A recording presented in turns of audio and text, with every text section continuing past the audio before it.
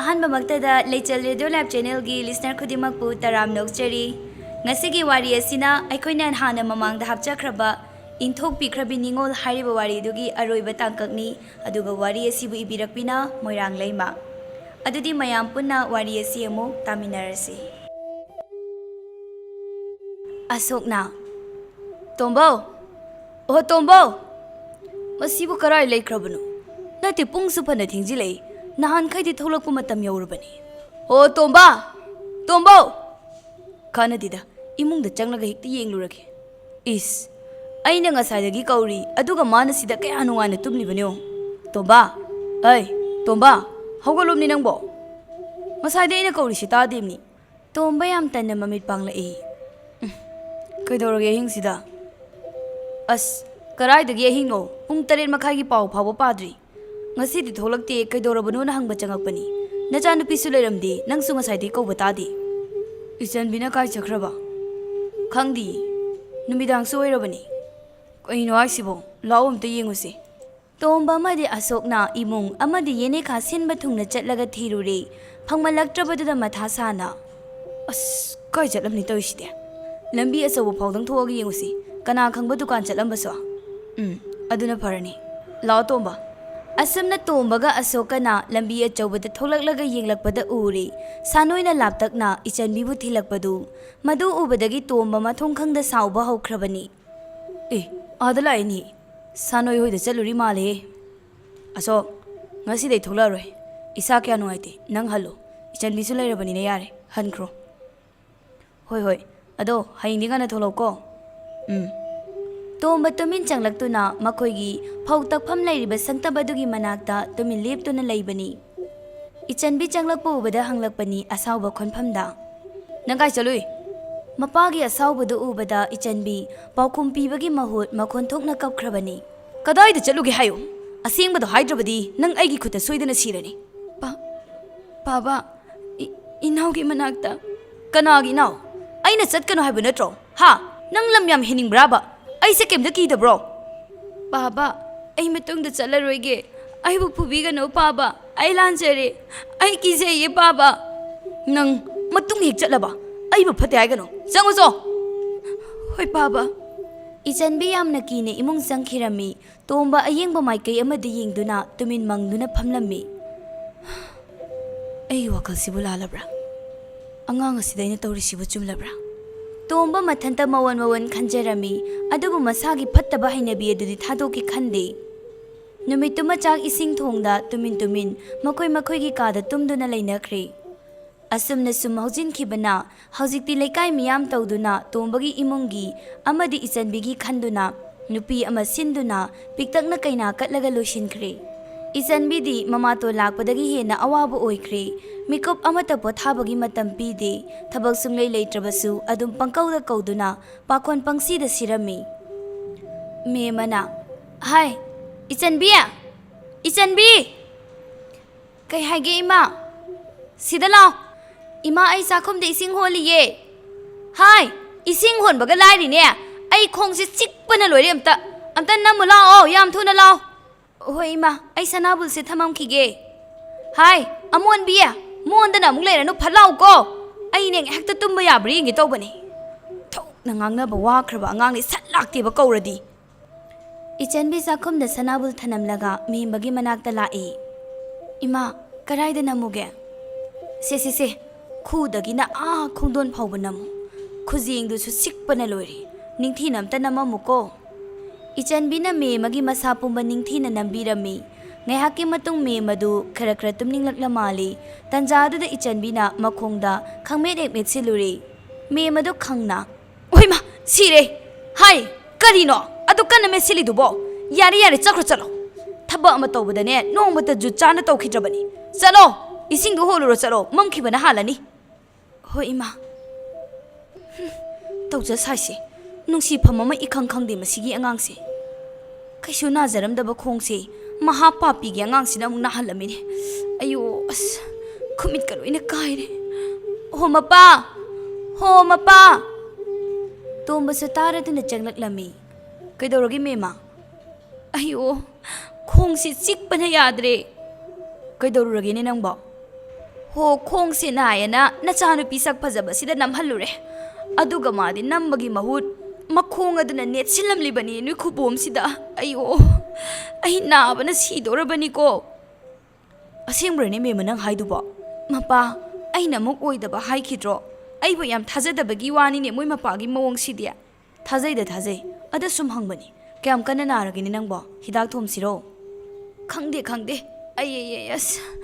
ꯑꯩ ꯉꯁꯤꯗꯤꯅꯦ ꯆꯥꯛ ꯏꯁꯤꯡ ꯊꯣꯡꯕꯒ ꯉꯝꯂꯣꯏꯀꯣ ꯈꯣꯡꯁꯦ ꯂꯦꯡꯕ ꯁꯨꯡꯌꯥ ꯍꯦꯛ ꯌꯥꯗ꯭ꯔꯤ ꯋꯥꯅꯤ ꯃꯄꯥ ꯅꯪꯕꯣ ꯌꯥꯝ ꯅꯥꯔꯒꯅ ꯑꯃꯥꯏꯕꯒꯤ ꯃꯅꯥꯛꯇ ꯉꯥꯏꯍꯥꯛ ꯌꯧꯔꯨꯁꯤꯔꯣ ꯌꯥꯅꯤꯗ ꯑꯩ ꯑꯗꯨꯝ ꯄꯣꯊꯥꯔꯒꯦ ꯍꯌꯦꯡ ꯃꯔꯥꯏ ꯐꯖꯔꯝꯂꯁꯅꯤ ꯐꯔꯦ ꯄꯣꯊꯥꯔꯣ ꯑꯗꯨꯗꯤ ꯑꯩꯁꯨ ꯆꯦꯡ ꯆꯣꯏꯒꯦ ꯇꯧꯔꯝꯕꯅꯤ ꯅꯪꯅ ꯀꯟꯅ ꯍꯦꯛꯇ ꯃꯀꯧꯔꯛꯄꯗꯨꯗ ꯀꯔꯤ ꯇꯧꯔꯕꯅꯣꯅ ꯆꯦꯜꯂꯛꯄꯅꯤ ꯂꯩꯔꯝꯃꯨꯀꯣ ꯑꯗꯨꯗꯤ ꯑꯩ ꯆꯦꯡꯗꯨ ꯆꯣꯏꯊꯣꯛꯂꯒ ꯑꯝꯇ ꯄꯤꯊꯣꯛꯎꯈꯤꯒꯦ ꯍꯣꯏ ꯇꯣꯝꯕ ꯊꯣꯛꯂꯛꯂꯦ ꯃꯥꯡꯒꯣꯟꯗ ꯃꯆꯥꯅꯨꯄꯤ ꯏꯆꯟꯕꯤꯒ ꯊꯦꯡꯅꯩ ꯍꯥꯏ ꯏꯆꯟꯕꯤ ꯉꯁꯤꯗꯤ ꯅꯃꯥꯗꯣ ꯃꯁꯥ ꯅꯨꯡꯉꯥꯏꯇꯦꯌꯦ ꯆꯥꯛꯇꯣ ꯉꯟꯅ ꯊꯣꯡꯅꯕ ꯇꯧꯀꯣ ꯆꯥꯛ ꯄꯤꯖꯔꯒ ꯇꯨꯝꯍꯟꯈꯤꯅꯕ ꯍꯣꯏ ꯄꯥꯕ ꯇꯣꯝꯕꯁꯨ ꯐꯧ ꯇꯛꯐꯝꯗ ꯆꯪꯈ꯭ꯔꯦ ꯏꯆꯟꯕꯤꯁꯨ ꯏꯃꯨꯡꯗ ꯆꯪꯂꯛꯇꯨꯅ ꯆꯥꯛ ꯏꯁꯤꯡ ꯍꯣꯠꯅꯈ꯭ꯔꯦ ꯑꯁꯨꯝꯅ ꯃꯇꯝꯗꯤ ꯂꯦꯞꯄ ꯂꯩꯇꯅ ꯍꯧꯖꯤꯟꯈꯤꯕꯅ ꯏꯆꯟꯕꯤ ꯆꯍꯤ 15 ꯈꯔ ꯍꯦꯜꯂꯛꯂꯦ ꯃꯃꯥꯇꯣꯟꯒꯤꯁꯨ ꯃꯆꯥꯅꯨꯄꯥ ꯑꯃꯒ ꯅꯨꯄꯤ ꯑꯃꯒ ꯌꯥꯎꯔꯦ ꯁꯥꯅꯣꯏꯅ ꯌꯣꯛꯈꯤꯕ ꯏꯆꯟꯕꯤꯒꯤ ꯃꯅꯥꯎꯅꯨꯄꯤꯁꯤꯁꯨ ꯆꯥꯎꯔꯦ ꯃꯆꯤꯟ ꯃꯅꯥꯎꯗꯤ ꯇꯨꯃꯤꯟ ꯂꯣꯟꯅ ꯀꯅꯥ ꯈꯪꯍꯟꯗ ꯎꯅꯩ ꯋꯥꯔꯤ ꯁꯥꯅꯩ ꯁꯤꯅꯤꯅ ꯏꯆꯦ ꯑꯩꯈꯣꯏ ꯄꯥꯕꯒ ꯂꯩꯃꯤꯟꯅꯗꯕꯤꯗ ꯅꯪꯁꯨ ꯏꯗꯣꯝ ꯆꯥꯎꯏꯗ ꯂꯩꯔꯝꯃꯨ ꯌꯥꯗ꯭ꯔꯣ ꯑꯩꯈꯣꯏ ꯄꯥꯕꯗꯣ ꯌꯥꯝ ꯐꯠꯇꯦ ꯄꯥꯕꯗꯣ ꯃꯊꯟꯇ ꯂꯩꯕꯗꯣ ꯅꯨꯡꯉꯥꯏꯇꯦꯌꯦ ꯑꯗꯨꯅ ꯑꯩꯒ ꯂꯩꯔꯤꯅꯤ ꯑꯩꯁꯨ ꯌꯨꯝꯗ ꯂꯥꯛꯅꯤꯡꯉꯤ ꯏꯆꯦꯒ ꯂꯩꯃꯤꯟꯅꯅꯤꯡꯉꯤ ꯑꯗꯣ ꯄꯥꯕꯅ ꯌꯥꯗ꯭ꯔꯤꯗꯣ ꯀꯩꯒꯤꯅꯣ ꯅꯪꯕꯨ ꯏꯗꯣꯝ ꯆꯥꯎꯏꯗ ꯂꯩꯕ ꯅꯨꯡꯉꯥꯏꯇꯕ꯭ꯔꯥꯅꯦ ꯌꯥꯝ ꯅꯨꯡꯉꯥꯏꯗ ꯑꯗꯣ ꯏꯆꯦꯒ ꯂꯩꯃꯤꯟꯅꯅꯤꯡꯉꯤ ꯃꯣꯏ ꯑꯋꯥꯡꯒꯤ ꯏꯃꯨꯡꯗꯨꯗꯤ ꯃꯆꯤꯟ ꯃꯅꯥꯎ ꯑꯗꯨꯝ ꯅꯣꯛꯂꯒ ꯂꯩꯃꯤꯟꯅꯩ ꯑꯩꯅ ꯏꯊꯟꯇ ꯃꯣꯏ ꯎꯔꯒꯅꯦ ꯑꯩ ꯇꯨꯃꯤꯟ ꯀꯞꯆꯥꯅꯤꯡꯉꯣ ꯏꯆꯦꯒ ꯂꯩꯃꯤꯟꯅꯅꯤꯡꯕꯒꯤ ꯏꯅꯥꯎ ꯀꯞꯀꯅꯨꯁꯦ ꯂꯩꯃꯤꯟꯅꯗ꯭ꯔꯕꯁꯨ ꯑꯩꯈꯣꯏꯅꯤ ꯇꯣꯏꯅ ꯎꯅꯔꯤꯁꯤꯗꯤ ꯇꯣꯏꯅ ꯋꯥꯔꯤ ꯁꯥꯟꯅꯔꯤ ꯀꯩꯁꯨ ꯈꯟꯒꯅꯨ ꯏꯅꯥꯎꯒꯤꯗꯃꯛꯇ ꯏꯆꯦ ꯂꯩꯔꯤꯁꯤꯗꯤ ꯑꯗꯣ ꯃꯔꯛꯇ ꯌꯥꯔꯗꯤ ꯂꯥꯛꯎꯀꯣ ꯆꯥꯛ ꯆꯥꯃꯤꯟꯅꯁꯤ ꯏꯆे ꯍꯣꯏ ꯏꯆꯦ ꯁꯣꯏꯗꯅ ꯂꯥꯛꯀꯦ ꯃꯈꯣꯏ ꯑꯅꯤꯅ ꯋꯥꯔꯤ ꯁꯥꯔꯤꯉꯩ ꯃꯅꯤꯡꯂꯣꯝꯗꯒꯤ ꯏꯆꯟꯕꯤ ꯅꯪꯗꯤ ꯁꯤꯗ ꯀꯩꯗꯧꯔꯤꯕ ꯏꯆꯟꯕꯤ ꯑꯃꯗꯤ ꯁꯤꯅꯤ ꯑꯅꯤꯃꯛ ꯂꯩꯊꯣꯛꯇꯨꯅ ꯌꯦꯡꯂꯛꯄꯅꯤ ꯎꯔꯦ ꯃꯦꯝꯃꯅ ꯆꯩ ꯑꯃ ꯄꯥꯏꯗꯨꯅ ꯂꯦꯞꯂꯝꯕꯗꯨ ꯑꯩ ꯄꯤꯔꯨꯛ ꯍꯦꯛꯂꯨꯕꯅꯤ ꯏꯃꯥ ꯄꯤꯔꯨꯛꯇꯤ ꯀꯗꯥꯏ ꯁꯤꯗ ꯂꯩꯔꯦ ꯍꯦꯛꯄ ꯂꯣꯏꯔꯒ ꯌꯨꯝꯗ ꯂꯥꯛꯇꯕꯤꯗ ꯃꯃꯥ ꯍꯥꯠꯄꯤ ꯑꯉꯥꯡ ꯑꯁꯤꯒ ꯋꯥꯔꯤ ꯁꯥꯔꯒ ꯂꯩꯔꯝꯃꯤꯁꯤꯅ ꯀꯔꯤꯒꯤ ꯀꯔꯤꯒꯤꯅꯣꯕ ꯅꯪ ꯋꯥꯔꯤ ꯌꯥꯝ ꯁꯥꯟꯅꯅꯤꯡꯕ꯭ꯔꯣ ꯁꯤꯒꯨꯝꯕ ꯃꯊꯣꯡ ꯃꯔꯝ ꯈꯪꯗꯕ ꯑꯉꯥꯡ ꯍꯤꯡꯆꯥꯕꯤ ꯑꯁꯤꯒ ꯅꯪ ꯌꯥꯝ ꯄꯨꯅꯤꯡꯕ꯭ꯔꯥꯕ ꯏꯃꯥ ꯑꯗꯨꯝꯅ ꯍꯥꯏꯒꯅꯨ ꯏꯅꯥꯎꯒꯤ ꯃꯔꯥꯜ ꯅꯠꯇꯤꯌꯦ ꯏꯅꯥꯎꯗ ꯑꯗꯨꯃꯥꯏꯅ ꯆꯩꯕꯤꯒꯅꯨ ꯀꯔꯤꯒꯤ ꯆꯩꯗꯅꯦ ꯀꯤꯖꯩꯅꯦ ꯑꯩꯈꯣꯏꯗꯤ ꯃꯥꯒ ꯂꯣꯏꯅꯕꯁꯦ ꯏꯆꯥ ꯏꯋꯥꯗ ꯑꯃꯨꯛ ꯑꯋꯥ ꯑꯅꯥ ꯇꯥꯔꯛꯀꯗ꯭ꯔꯥꯅ ꯄꯥꯈꯠꯂꯤꯅꯦ ꯍꯤꯡꯆꯥꯕꯤꯁꯦ ꯏꯃꯥ ꯍꯥꯏ ꯅꯪꯅ ꯋꯥꯔꯛꯄ ꯌꯥꯕ ꯅꯠꯇꯦ ꯑꯩꯅ ꯍꯥꯏꯔꯤꯁꯦ ꯑꯁꯦꯡꯕꯅꯤ ꯉꯁꯤꯗꯒꯤ ꯑꯃꯨꯛ ꯍꯟꯅ ꯃꯤꯍꯥꯠꯄꯤꯁꯤꯒ ꯎꯅꯕ ꯌꯥꯔꯣꯏ ꯋꯥꯔꯤ ꯁꯥꯕꯁꯨ ꯌꯥꯔꯣꯏ ꯋꯥꯁꯥ ꯁꯥꯖꯩꯁꯤꯅ ꯀꯜꯂꯛꯇ꯭ꯔꯤꯉꯩ ꯃꯥꯡ ꯊꯥꯔꯣ ꯅꯠꯇ꯭ꯔꯕꯗꯤ ꯅꯪ ꯆꯩꯔꯝ ꯁꯣꯏꯗꯅ ꯅꯥꯏꯔꯅꯤ ꯆꯠꯂꯣ ꯏꯅꯥꯎ ꯏꯆꯦ ꯆꯪꯉꯒꯦꯀꯣ ꯀꯞꯀꯅꯨ ꯉꯁꯤꯗꯒꯤ ꯁ꯭ꯋꯥꯏꯗꯅꯦ ꯅꯪꯒꯤ ꯅꯁꯛꯇꯣ ꯍꯦꯛ ꯎꯔꯕ ꯑꯩꯅ ꯀꯩꯗꯧꯕ ꯌꯦꯡꯉꯣ ꯍꯤꯡꯆꯥꯕꯤ ꯅꯪ ꯁꯤꯅꯤ ꯀꯞꯄꯒ ꯆꯪꯈꯤꯔꯝꯃꯤ ꯏꯆꯟꯕꯤꯁꯨ ꯆꯞ ꯃꯥꯟꯅꯩ ꯃꯅꯥꯎꯕꯨ ꯌꯦꯡꯗꯨꯅ ꯀꯞꯇꯨꯅ ꯃꯌꯨꯝꯗ ꯆꯪꯂꯛꯂꯝꯃꯤ ꯁꯣꯝꯗ ꯁꯤꯅꯤꯅ ꯃꯌꯨꯝ ꯌꯧꯔꯛꯂꯒ ꯁꯥꯅꯣꯏꯗ ꯄꯥꯎ ꯄꯨꯝꯅꯃꯛ ꯇꯝꯂꯦ ꯀꯔꯤ ꯏꯆꯥꯗ ꯃꯣꯏꯅ ꯑꯗꯨꯝꯅ ꯍꯦꯛꯇ ꯍꯥꯏꯕ ꯌꯥꯕ꯭ꯔꯣ ꯏꯆꯥꯕꯨ ꯃꯤꯍꯥꯠꯄꯤ ꯍꯤꯡꯆꯥꯕꯤ ꯀꯥꯏꯅ ꯍꯥꯏꯔꯛꯏꯕ ꯍꯦ ꯑꯩꯅ ꯑꯁꯨꯛ ꯀꯨꯏꯕꯁꯤ ꯁꯨꯝ ꯈꯥꯡꯗꯨꯅ ꯂꯥꯛꯄꯅꯤ ꯉꯁꯤꯗꯤ ꯅꯨꯡꯉꯥꯏꯅꯤꯗꯅ ꯈꯪꯒꯅꯤ ꯁꯥꯅꯣꯏ ꯑꯩꯁꯨ ꯃꯤꯅ ꯍꯦꯟꯖꯤꯟꯕ ꯌꯥꯗꯦ ꯍꯥꯏꯕꯗꯣ ꯈꯪꯍꯟꯕ ꯇꯥꯔꯦ ꯂꯩꯔꯝꯃꯨꯀꯣ ꯏꯕꯦꯝꯃ ꯃꯄꯥꯟ ꯊꯣꯛꯂꯝꯒꯅꯨ ꯀꯞꯀꯅꯨ ꯏꯆꯥꯁꯤꯗꯤ ꯏꯆꯥꯒꯤꯗꯃꯛꯇ ꯏꯃꯥ ꯂꯩꯔꯤꯕꯁꯤꯗꯤ ꯏꯃꯥ ꯇꯧꯒꯦ ꯀꯥꯏ ꯆꯠꯇꯣꯏꯅꯣ ꯏꯃꯥ ꯂꯩꯔꯝꯃꯨ ꯃꯤ ꯃꯁꯛ ꯈꯪꯗꯕꯁꯤꯡꯁꯦ ꯏꯃꯥ ꯊꯤꯛ ꯇꯧꯔꯨꯒꯦ ꯍꯥꯏꯔꯒ ꯁꯥꯅꯣꯏ ꯆꯠꯈꯤꯔꯝꯃꯤ ꯇꯣꯝꯕꯣꯏꯒꯤ ꯁꯨꯃꯥꯡꯗ ꯂꯦꯞꯂꯒ ꯁꯥꯅꯣꯏ ꯁꯥꯋꯨꯝ ꯑꯃꯒ ꯂꯣꯏꯅꯅ ꯃꯥꯡꯒꯣꯜꯗ ꯍꯦꯛꯇ ꯀꯥꯈꯠꯂꯛꯏ ꯀꯅꯥ ꯂꯩꯒꯦ ꯅꯅꯥ ꯄꯥꯜꯂꯤꯗꯨꯕꯨ ꯀꯔꯥꯏꯗ ꯊꯝꯈ꯭ꯔꯒꯦ ꯉꯁꯥꯏꯗꯒꯤ ꯀꯧꯔꯤꯁꯤꯕꯨ ꯇꯥꯗꯕ꯭ꯔꯣ ꯃꯦꯝꯃ ꯍꯀꯥꯝꯒ ꯋꯥ ꯆꯜꯂꯒ ꯊꯣꯛꯂꯛꯏ ꯀꯅꯥꯅꯣ ꯀꯩꯗꯧꯔꯦ ꯍꯥꯏꯕꯅꯣ ꯁꯟꯙ꯭ꯌꯥꯁꯤꯗ ꯀ꯭ꯋꯥꯛ ꯇꯧꯅ ꯄꯪꯈꯣꯡꯗ ꯈꯣꯡꯂꯤꯁꯤꯕꯣ ꯀꯔꯤ ꯏꯆꯦꯒꯤꯁꯦ ꯑꯩꯉꯣꯟꯗ ꯎꯁꯤꯠꯇ꯭ꯔꯤꯕ ꯀꯥꯏꯗꯨꯔꯣ ꯀꯔꯤꯅꯣꯗ ꯑꯩꯈꯣꯏ ꯃꯤꯗꯒ ꯑꯗꯨꯝꯅ ꯈꯟꯕ ꯍꯩꯖꯗꯦꯀꯣ ꯅꯠꯇꯦ ꯋꯥꯒꯤ ꯋꯥ ꯆꯨꯝꯅ ꯍꯥꯏꯕꯤꯕ ꯌꯥꯕꯗꯨꯕꯨ ꯏꯆꯥ ꯑꯗꯨꯗ ꯃꯃꯥ ꯆꯥꯕꯤ ꯍꯤꯡꯆꯥꯕꯤꯅꯤ ꯍꯥꯏꯔꯒ ꯊꯤꯅ ꯆꯩꯔꯒ ꯊꯥꯕꯤꯔꯛꯏꯁꯤꯕꯨ ꯏꯆꯥꯗ ꯉꯥꯡꯕꯒꯤ ꯅꯊꯧ ꯀꯔꯤ ꯂꯩꯒꯦ ꯏꯆꯥꯗꯨꯅ ꯀꯔꯤ ꯑꯍꯦꯟꯕ ꯑꯔꯥꯟꯕ ꯇꯧꯔꯝꯕꯒꯤ ꯉꯥꯡꯂꯤꯕꯅꯣ ꯑꯗꯨꯒꯤ ꯑꯣꯏꯔꯦ ꯑꯗꯨꯗꯤ ꯑꯩꯅ ꯈꯪꯕ ꯋꯥ ꯅꯠꯇꯦ ꯏꯕꯦꯝꯃ ꯃꯤꯌꯥꯝ ꯂꯣꯏꯅ ꯈꯪꯅꯔꯕ ꯋꯥꯐꯝꯅꯤ Nachasu natabadugi nang na atuk ting sok na sauri dubu karigino. Kanana ma aigi isa nati hairiba. Ha! Nakazayida kupaksina on na thagine. Aina poksadrabasu ma aigi isani. Mama mapa aikhuini asuk chauna leiriba. Aduga ichabu kana sulaitraba amugum nang nangang natiklo. Mama ay malay habisibu nang khangdabro. Is ngaksareda. Mamita masa udrabani na migi masa hingsabi du ubada harauzadana tawja saise. Hai satho. Imung sida laga ne lin amu anbiraglanu. Apa nungai ga oiroi awana tani ne bema. Sanoi phathabagi pangal pumba loikri. Aduna ma me magi masamdo lamduna hekta phoidalai. Hera nangumana so aibu to khantana ngangba. Adudi sanoi kanano khangan bataredana. Ayo thado hingsabi namu thadong ne ayo ma leng bangam de ho moi mapa ai ne lin na chi e ai thawai thadorem ni mapa nang bu ta bro karigi mapa kanagi lin na khau pong na lawram badai ne hojik ti khangamani ne na chin du dang ga thugai ram ge da ai pe loi dori nang khangbra ayo ma chin kai re ho mapa samsu chin su yaudrem ta lawom ni aingonda ga usitaba saradana Pihindeda ay hairaga masamdo paiduna chingkhatlaga phaklangda laktana langsili tomba amadi lekai gi misu changnarei hai kaino ni toiduba oi mapa tu masigi lin sina ibu sikli bani ne karino ne bema nachi sida sukthina phuri sibo nangi penda ba phungdokpham oina urabru nachi sibo itai wangang ba khara tamhanbiu migi thawai bu kaishu leitana khanba wangang ama tawrise atombi ni haibada matik chap saba thaba ngakta khalla ga tawthorok ma yauri hera nang sadu phawdi helmali ma se pharasu phatrasu nachi ni ne wangang bada khar yengu iche oige inau oigera nauna macha ga chen basida maunau oina khalura male ne masa se mayum pan khangda kai khomu thoktana leirambadagi mayamna nupa ma silakpadagi mayum pan ba phangjabadai mi se kaisu leitana urakpa ma yauri mayumdagi wangang sangang heirakta madi khara takpi ba tambi ba taredana Mana kariran bacalam magino. Ha, kaino ba nang toise? Aigi ichada, mana hingchabi, mama chabi kaina thina chairaga, angang do tharakli bani. Ichadu na ningba kaina kaplaga lakpada, mama ai kani phauram gani khangdabra. Adu oiri chumi kaino. Mabu hingchabi natrabadi kari mui gani.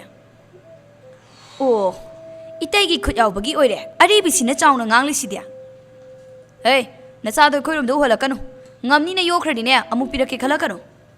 Amuhana pige khanki basu laite pisu pira oi machin manau gi maridi tatna da leibana machena manau bu uning bagi aduma kauthopada icham chamna isa su chachabani masida isa gi maral amata laite aduga ne isa da matung asiguma wangang amuhana nganglakbadi kaya nungai neroi hairishini phare ngasi dagi amone ichan bisu ma pantho aloi nacha duga su amuhana pulhaloi chapi khro yare inau nu pirushne khutha ba yade hai balai tabani chalo phare karigumba matung tan hek tholaklaba Yumse aigi khuta tungani haibasi masu khangjanbiu hairamduna sanoi chatkri tomba sauna Chanbi oi ichanbi kari haige baba nanga sai kai de chalui piru hek pa chalui ye baba aina tawganu haiba thabaksi nangna samna tawningi si kaigino ha lekai mi mang sida aibu yon ba pami braba nang da halage he hairaga ichanbi bu maram naina phubirami baba naye aibu phubiganu papa ai lale papa lamhin khidra ha tau khidro matung papa ai tawzararoye ai hoyo ai lengba yadre mapa amda sambiru la o ai nangko matung hik tawbudi yengu nang hairaga ichanbi bu phubadu leplamme sisi ai sambigi lao imung sangase ayo ima me manahe duna jangkhirami ngasigi thodoksidagi amukke hena machin manau lapna bahaibadu oikre sanoina nupa ai karigumam ta haijagedana hayo kedoragi ai khoise yum honglasi natrabadi ngasi thokliba thodoksigum matungda su tholoi hainingai leite ai su khalibani soida leibasi mi su phatre hayeng isada soidana awaba tarakani khalibani aduni ai su mafam sida leiningdre phare ai khara lapa mafam amada lam ama yenglage hoi adumaina tawrasi nacha nupi sisu ne chak isinga ningthi ningai na chaw tha u yadre Masiga unaba phanglaroidra khanbada kapliba muktaiba. Macin manau unaduna wari sanajaba sibu kayamuk yamna he kairabano khangde. Moise phatsu phatkidreda. Aduni ka ama hena phatte ko moi mihoibagi wakhal sende. Farese nachanupido themlagane kari no khara bijaru su chalo. Sadabadi yaroi masa solakani. Hoi hoi. Asamna ichanbisu manau uba phanglaroi khanbada ahing nungthil naida kaptuna lenjarami. Matamna hokibana nembi amadi sanoisu khara lapalam amada ingkho leiduna yum hongkhirami. Chanbiya! Hai! Ichanbiya! Kari haige ima? Se, angang simta laur lau. Ai khut se chikpana loire. Ima ai insang thau ngaugi tawri. Angang se posilaga ngauru lao. May haubana halani ye ima. Singdong hak muthala muyadro. Angang se posilaga muthagalu lao. Ichanbi mama bu kibana singdu satok lamlaga angang do hana posilami. Adugi matung amu hana zakhumda laktuna maidu insilaga haugatlami. Angang su yamna kanna kaplami. Oh, sese to. Oh, to. May khusina marolama. Mamit ka to pazalo sibo. May khuse loy krese. Oh, to. May sisu sakti ni kay tawrabano nga sisibo. Ichanbi angang duni chaktraba may aduga yamna wana sakhumdida hotnari. Ichanbiya, ay saklami, khara thuna loisilaw ko. Ichanbi wa matangangda wana hotnajari. Asamna matam khara sa haujinkri. Ichanbi ngihakto pothaba sangjade mamagi amuk hotna angang anigi muk hotna. Laikaygi nupi amana. Ichanbiya, piruk malusilaw tana. Aw, yai ine. Ado ay zakhumgi ising maising amta soklamkhige aduga tholage. Hoi tawthoamo aikoi thongal da ngairamgi ko. Hoi ine. Asamna zakhumgi ising maising holamlaga laikaygi nupi aduga labukta piruk phukpa laklami. Ichanbiya, nangbu khara su koi thorau kaidawge. Nayumda sum laisindanane ngaurakpa tare ko. As, ine hoina su khangiduni. Aidi ngihakta laithokpa sangde. Angangbu senagadra thabakpu tawgadra. Ay matam phangdi. Hoi ni chummine. Noi nama tonse phatsu phatkidri he bema. Ichanbi khumda tumin lai. Nama do nang paba kaubada wazarabani. Nang paba su namagi saraida wazarabani. Ichanbi nokta mangnolaklami. Lao, swaida mayam leisidagine hekta phuklasi. Ngai khone Ichanbiya, nangi khangnajabaga leirabro nangbo. Kadaidaginu de ine. Ay yumga paningdreda. Aikoi yumgi phibamsida ay talli. Hai, madu yadi. Nangne hauzik yumgi kupnom puri ngai laisabigi nungaiba punsi karino khangda losinkiba tare. Ini ama sinbirake. As talida ine mina kaisu pambiroi. Karigi pamlodino nangbu nasaktiba nupiro. Ini ama silake. Yadaba yaroi. Nungsi nungwal khara yawdrabadi nang yararoi. Mangba tare namatongi saraida. As ini sidi. Aidi sila dawbani ko. Ichanbi khumdre asumna numituma sa haujinkri. Laikaygi ineduna sillaga Ichanbi sunupa ama khangna halami. Nongmadagi ninidagi humni haukibana sahi ama haujinkri. Ichanbi su ineduna sinba nupaduga fajana nungsinarami. Nongmagi ayuk amadani yumthangnabagi thembigi mamaga memagi machanupa abungodune laikaygi angang kharaga labukta kumduna sum sanarambani. Ngayak sanarambadagi abungona labuk mayayda karinoma phumduna lairibadu urami. Ada kainoma laire mabok tu sanapor oira male. Hairaga chensinduna karino khangdabanina paiduna langlangduna sanarami. Maya maraktuda ngayhak langlambadagi khangauduna mafam aduda pokhairami. Thembigi mama amadi abungo ani khutakta sirami. Atay angang kharadusu yam thina sokle. Makhondo tabada laikay miyam loina chenthoknaraklami. Oiramliba matawdu ubada me madi gyan mangkhri. Bom pokhai kiba mafam aduda thana laktuna thiba humbagi thabak tawrami. Karino ni oiriba matawsibo. Ipagi bungo nangna tawramli sibu karino hawgalo. Imagi toiba imadi loiredana imabu kari oirasigene toiba. Me makappa yaba kaple aduga konna thangda Ichanbida oina onsilai. Masi pumnamakse nangna angangdo senadabadagi thokalibane. Nang yumsida leiba yaroi. Icha leitaba yumda nang leiba yaroye. Ngasidagi yumda amu hana chaglakpasu yaroi. Machi ama oiraga machi gi mathong masak khangdaba. Ayuk angan basida angang si karai da chatki haina suyeng sindaba. Nang ngasi dagi yumda lay biaroi. Chakro chalo. Papa, ay yumda lay trabadi karai da chatkro ay bano papa. Ay gidi papa natana kanasu lay tiye papa. Adam na ibigano. Taning de. Soy da kapsilaw sinarakano. Papa, ay di imungi tabago na ring lay. Tokriba do taseng na kangaw da bani papa. Yare, walay thokpa na kanaro ye. Ngasi dagi amo na changlak pa yaroy ko nang. Ichanbina fana kurumduna haijarabasu tombaga memaga manaduna tanthuragli. Isanbi upay laite kaptuna thoraklaga gulmohor makhong amada phamlaga kaplami. Ima, karigino ay ilaybag asi asuk thina tambiramlibasibo. Ay hiningdre ima, ay busulaw senbiro ima, ay ang ware.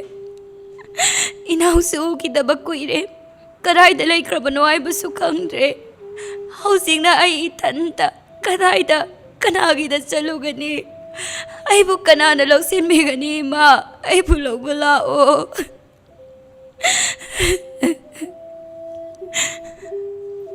Isanbina dum nagkaplingay magi tungdagi khonjel amana hairai. Nang nasida kaya nungay na liramliba. Ay na somda nga saidi nang bukoy tithiruy. Isanbi laythoktuna yenglakpani maga khangnajaba nupa parido oirami. Pari oirambaduda isu ikai mapungningsu nungsi. Isanbi makutu suru-suru naisinduna kappa khanglami. Kaidoragi Isanbi? Ay nga say lakani haikraga nang naibong ayramdabase ayam warawi ko. Pari, nang kapiro, kaidoragi Isanbi? Si, engonda hayo, kaidoragi ba? Pari, ay hingningba paudre. Kaidoragi Isanbi? Fazaram ta hayo si, kana kaidoragi ba? Isanbina thokriba thawdok khudingmak pari da liduna khangalami. Pari makuto pairaga Isanbi da hairai. Lao chalasi. Kaida? Aikhoida, lao. Ay leiringai da karigi nang adu pukning hanthana leiribano. Nangi damak ay lengdana leiri Isanbi. Isanbi mapukning aduki matik nungsiba haibada oikre. Pari na ningthina themlaga Isanbi bu makhoida pukre. Somda asiba yaurabasu chatnabi oina migi macha laururabanina paw haidokpa ahal laklami. Maupa siba numita chenba ngamba mabu isaro isa nate. Mema makoina ngangkhiba phattaba singdudi loina losillaga Isanbina maral oihalle. Yamna phattaba angangum nganglami. Tombana yare wa makha tabiraklanu. Ma aigi chanate. Aduga amohana su yumsida khungul tarakpa yaroi hayo. Lengbiro khutyaungna rakjringaida lengbiro. Nuparonggi ahal amata wangangbagi matam pide me mamadi tombana ngangduna thakri. Somda wari loina khanglaba nupa mayumgi midi mai hongna saunarami. Parigi mapana makhoina hongdrabasu isa mathantani leikai miyam khangna chawna hongani haiduna numittuda khudakta sinduna luhonglami. Isanbigi waraklaba matamda kana leitraba siragi phawba khaluraba matam aduda parina leptuna Isanbigi thawai kanbiduna magi loinabi oiduna thambirami. Isanbi leitrabanina memana tombada imungi amadi phau takpagi thabak khudingmak tawhallami. Tomba ngaihakta phawba pothaba sanglamde. Sahi taragi matungni marag asida memasu laithung paktuna sikhirami tomba khak ngairami. Aduga phau takpam amadi hingkhol tangkhai ama mema layengbada chatkirami. Aduna hojikti makhoi yamna wana lelami. Memagi macha leihoribasi hojik punna ahum leiri. Macha ningol ahaldu chawna awung awun tamduna luhongkhirami. Memana poklamba machaduga Isanbi amadi machin manawga masaksu khangnahalamde. Aduga kausu kaunaramde. Memana kaubasu yaroi haina thingbani. Aduna hanna phawba yengnaramde. Sini amadi mache hojikti maning tamna unaba phangjarami. Awa nungai tathok tasin tawduna leirami. Asumna sum hojinkhibana hojikti tombasu laina khangdaba mana naraklami. Manungda yamna narabasu adum thoklaga mayamga yu thakpadi toina tawrami. Nongma khangawdana tombadu tumkhibadagi hogalaklamdi. Karino khoi pabasina hoji phawba hogalaktrisibo. Paba, hogalo. Paba, hogolomni. Tondon, paba se kainoma tawkhre. Kauba takhidre amta lao. Ha, paba kaidore haino. Paba. Khangdi kauba takhidre. Pabo, se amta hogalo. Makhoi machin mawpangna kappa taraga yumthangnabagi mise changnaklammi. Tomba kauba adumak takhidre. ꯑꯁꯨꯝꯅ ꯃꯌꯥꯝꯗꯨ ꯂꯣꯏꯅ ꯀꯞꯅꯔꯤ ꯃꯆꯥ ꯅꯤꯡꯉꯣꯜ ꯃꯌꯨꯝ ꯄꯥꯟꯈꯤꯕꯗꯨꯁꯨ ꯂꯥꯛꯂꯝꯃꯤ ꯑꯗꯨꯕꯨ ꯏꯆꯟꯕꯤ ꯑꯃꯗꯤ ꯁꯤꯅꯤꯗꯤ ꯄꯥꯎ ꯍꯥꯏꯕꯤꯔꯛꯇ꯭ꯔꯤ ꯑꯁꯨꯝꯅ ꯃꯌꯥꯝ ꯆꯪꯗꯨꯅ ꯄꯣꯠꯂꯣꯏꯅꯕ ꯁꯦꯝ ꯁꯥꯈ꯭ꯔꯦ ꯏꯆꯟꯕꯤ ꯑꯃꯗꯤ ꯁꯤꯅꯤ ꯑꯅꯤꯗꯨ ꯃꯈꯣꯏꯅ ꯄꯥꯎ ꯍꯥꯏꯔꯛꯇ꯭ꯔꯕꯁꯨ ꯇꯨꯃꯤꯟꯅ ꯐꯤꯉꯧ ꯁꯦꯠꯇꯨꯅ ꯄꯣꯠꯂꯣꯏꯐꯝ ꯑꯗꯨꯗꯒꯤ ꯈꯤꯇꯪ ꯂꯥꯞꯅ ꯂꯦꯞꯂꯒ ꯃꯤꯠꯂꯨ ꯄꯤꯔꯥꯡ ꯏꯍꯧꯅ ꯌꯦꯡꯖꯔꯝꯃꯤ ꯏꯆꯟꯕꯤꯅ ꯄꯥꯕ ꯉꯁꯤ ꯄꯥꯕꯒꯤ ꯑꯔꯣꯏꯕ ꯅꯨꯃꯤꯠꯁꯤꯗ ꯐꯥꯎꯕ ꯐꯣꯡꯅ ꯂꯩ ꯃꯅꯥ ꯑꯃ ꯐꯥꯎꯕ ꯀꯠꯄ ꯉꯝꯕꯒꯤ ꯊꯧꯅꯥꯗꯣ ꯄꯤꯕꯤꯔꯝꯗ꯭ꯔꯦꯀꯣ ꯄꯥꯕ ꯃꯊꯪ ꯃꯄꯣꯛ ꯍꯥꯏꯕꯗꯨꯅ ꯂꯩꯔꯝꯂꯕꯗꯤ ꯏꯃꯥ ꯑꯃꯗꯤ ꯄꯥꯕꯒꯤ ꯅꯨꯡꯁꯤꯕ ꯃꯆꯥꯗꯣ ꯑꯣꯏꯖꯒꯦꯀꯣ ꯍꯔꯥꯎ ꯍꯔꯥꯎ ꯏꯅꯥꯎꯒ ꯄꯨꯟꯅ ꯂꯩꯃꯤꯟꯅꯁꯤꯀꯣ ꯄꯥꯕ ꯂꯥꯞꯅ ꯅꯆꯥꯅ ꯀꯠꯆꯔꯤꯕ ꯂꯩꯅꯥꯁꯦ ꯂꯧꯁꯤꯟꯕꯤꯌꯨ ꯍꯟꯗꯛ ꯃꯄꯣꯛꯁꯤꯗ ꯏꯟꯊꯣꯛꯄꯤꯈ꯭ꯔꯕꯤ ꯅꯤꯡꯉꯣꯜ ꯑꯣꯏꯔꯕꯁꯨ ꯃꯊꯪ ꯃꯄꯣꯛꯇꯗꯤ ꯂꯥꯏꯕꯛ ꯐꯕꯤ ꯅꯆꯥ ꯑꯣꯏꯖꯒꯦꯀꯣ ꯄꯥꯕ ꯏꯆꯤꯟꯁꯤꯅ ꯄꯦꯅ ꯑꯃꯨꯛꯇ ꯀꯧꯖꯒꯦ ꯐꯪꯖꯈꯤꯗ꯭ꯔꯕ ꯄꯥꯕ ꯍꯥꯏꯕ ꯃꯤꯡꯒꯧꯁꯦ ꯉꯁꯤꯗꯤ ꯄꯦꯅ ꯑꯃꯨꯛꯇ ꯀꯧꯖꯒꯦꯀꯣ ꯄꯥꯕ ꯑꯄꯪꯕꯤ ꯅꯆꯥꯁꯤꯡꯕꯨ ꯑꯃꯨꯛꯇꯗꯤ ꯅꯨꯡꯁꯤꯕꯤꯌꯨꯀꯣ ꯄꯥꯕ ꯁꯤꯅꯤꯁꯨ ꯋꯥꯍꯩꯗꯣ ꯍꯥꯏꯔꯒ ꯄꯦꯅ ꯀꯞꯆꯔꯤ ꯏꯆꯟꯕꯤ ꯑꯃꯗꯤ ꯁꯤꯅꯤ ꯃꯄꯥꯕꯨꯡꯒꯤ ꯄꯣꯠꯂꯣꯏꯐꯝꯗ ꯐꯣꯡꯅ ꯆꯪꯕ ꯉꯝꯗ꯭ꯔꯕꯁꯨ ꯂꯣꯟ ꯑꯃ ꯊꯃꯣꯏ ꯄꯦꯅ ꯀꯞꯆꯔꯤ ꯏꯆꯟꯕꯤꯅ ꯂꯩꯈ꯭ꯔꯒꯦꯀꯣ ꯅꯆꯥꯗꯤ ꯀꯅꯥ ꯂꯩꯖꯗ꯭ꯔꯕꯤ ꯏꯟꯊꯣꯛꯄꯤꯈ꯭ꯔꯕꯤ ꯂꯥꯏꯕꯛ ꯊꯤꯕꯤ ꯅꯤꯡꯉꯣꯜ ꯑꯣꯏꯅ ꯃꯇꯥꯡ ꯑꯁꯤꯗ ꯏꯟꯊꯣꯛꯄꯤꯈ꯭ꯔꯕꯤ ꯅꯤꯡꯉꯣꯜ ꯍꯥꯏꯔꯤꯕ ꯋꯥꯔꯤ ꯑꯁꯤ ꯂꯣꯏꯁꯤꯟꯖꯔꯦ ꯃꯇꯨꯡ ꯇꯥꯔꯛꯄꯗꯁꯨ ꯅꯨꯡꯉꯥꯏꯕ ꯋꯥꯔꯤ ꯀꯌꯥ ꯑꯃꯃꯨꯛ ꯄꯨꯗꯨꯅ ꯂꯥꯛꯆꯒꯦ ꯋꯥꯔꯤꯁꯤꯡ ꯑꯗꯨꯕꯨ ꯍꯥꯞꯄꯗ ꯑꯗꯣꯝꯗ ꯅꯣꯇꯤꯐꯤꯀꯦꯁꯟ ꯂꯥꯛꯄꯤꯅꯕꯒꯤꯗꯃꯛꯇ ꯑꯩꯈꯣꯏꯒꯤ ꯂꯩꯆꯜ ꯔꯦꯗꯤꯑꯣ ꯂꯥꯏꯚ ꯆꯦꯅꯦꯜ ꯍꯥꯏꯔꯤꯕ ꯆꯦꯅꯦꯜ ꯑꯁꯤꯕꯨ ꯁꯕꯁꯀ꯭ꯔꯥꯏꯕ ꯇꯧꯁꯟꯕꯤꯔꯝꯃꯨ